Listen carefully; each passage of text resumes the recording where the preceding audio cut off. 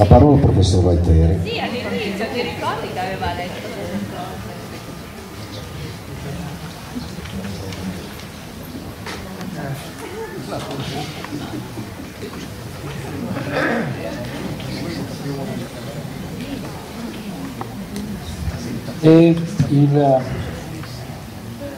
questo brano di Vincobrio c'è il testo, l'autore del testo, e il brano si intitola Il Campagno della Segra.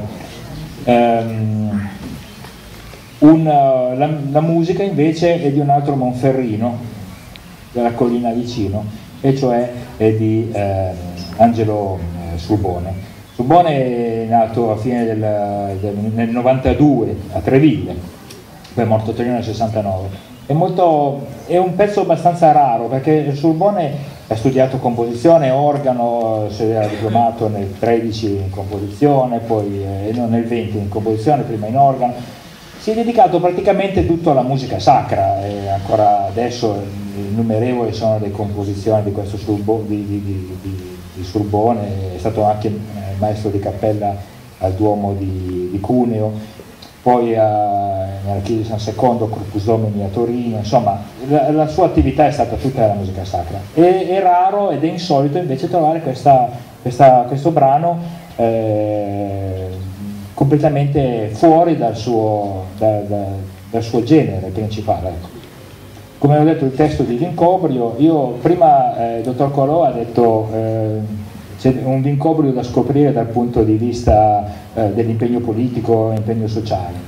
Novero ha detto scopriamo dal punto di vista letterario. Bene, io non c'è due senza tre, scopriamo dal punto di vista anche musicale, perché è un autore che anche da questo punto di vista merita veramente di essere scoperto.